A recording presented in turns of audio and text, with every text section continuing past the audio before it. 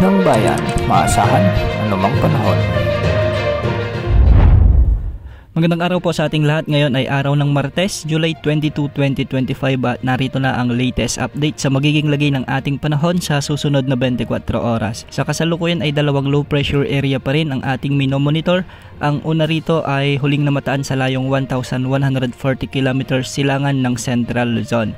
Ayon sa Pag-asa, mataas na ang tsansa nitong maging bagyo sa susunod na 24 oras. At kung mapapansin natin ay mas lumalawak na rin ang kaulapang sakop ng LPA na ito. Samantala ang isa pang LPA ay huling namataan sa layong 370 km silangan ng Calayan, Cagayan. Sa ngayon ay nasa katamtaman din ang tsansa nitong maging bagyo sa mga susunod na oras. Base naman sa mga global wind models na ating ginagamit ay posibleng magsanib ang dalawang LPA na ito at makabuo ng mas malawak na sirkulasyon.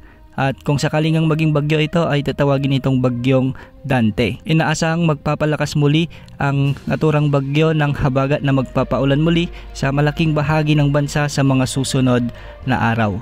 Dahil nga sa pag-iral ng southwest monsoon o habagat ngayong araw, asahan ang maulang panahon sa buong Metro Manila, Calabarzon, Zambales kasama ng Bataan, Pampanga, Bulacan at Occidental Mindoro. Ang mga lugar na ito ay pinapayuhang maging alerto sa banta ng mga pagbaha at pagguho ng lupa kung may mga katamtaman at malalakas at minsan ay matitinding pagbuhos ng ulan. Samantala pabugso-bugsong pag-ulan dulot pa rin ng habagat ang mararanasan sa Benguet, Tarlac, Marinduque at Oriental Mindoro. Kaya posible rin ang banta ng mga biglang pagbaha at pagguho ng lupa kung may mga katamtaman at malalakas na pag-ulan. Para naman sa Cagayan Valley, ito ay naapektuhan naman ng trough ng low pressure area kaya magiging maulap ang mga kalangitan na may mga kalat-kalat na pagulan at pagkidlap-pagkulog sa mga lugar dito. Kaya posible rin ang banta ng mga biglaang pagbaha at pagguho ng lupa kung may mga umiiral ng katamtaman at minsan ay malalakas na pag-ulan. Samantala magiging maulap naman ang mga kalangitan na may mga kalat-kalat na pag-ulan at thunderstorms.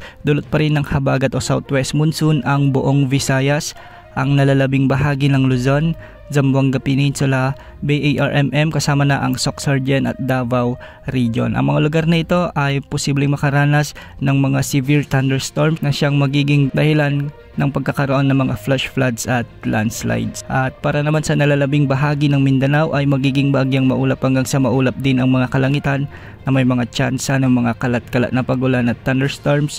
Dulot pa rin ito ng umiiral na habagat at southwest monsoon.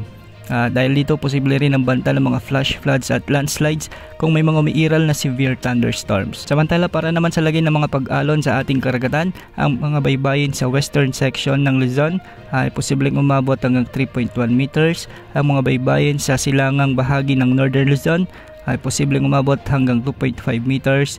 Ang nalalabing baybayin ng Luzon kasama ng Visayas ay posible ang mga pag-alon hanggang 2.5 meters.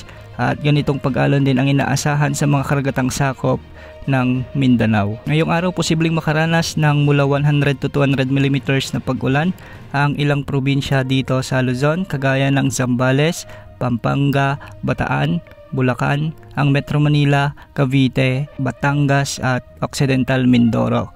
Pinag-iingat natin ang mga lugar na ito sa pagbugso ng habagat kaya posible ang banta ng pagbaha at pagguho ng lupa. Samantala ang Pangasinan, Tarlac, Rizal, Quezon Province kasama ng Laguna ay posible ring makaranas ng mula 50 hanggang 100 mm na pag-ulan. Mag-ingat po ang ating mga kababayan sa banta ng mga pagbaha at pagguho ng lupa sa enhanced habagat na umiiral ngayong araw. Yan muna lagay ng panahon. Ito pang weather update ng bayan, maasahan anumang panahon.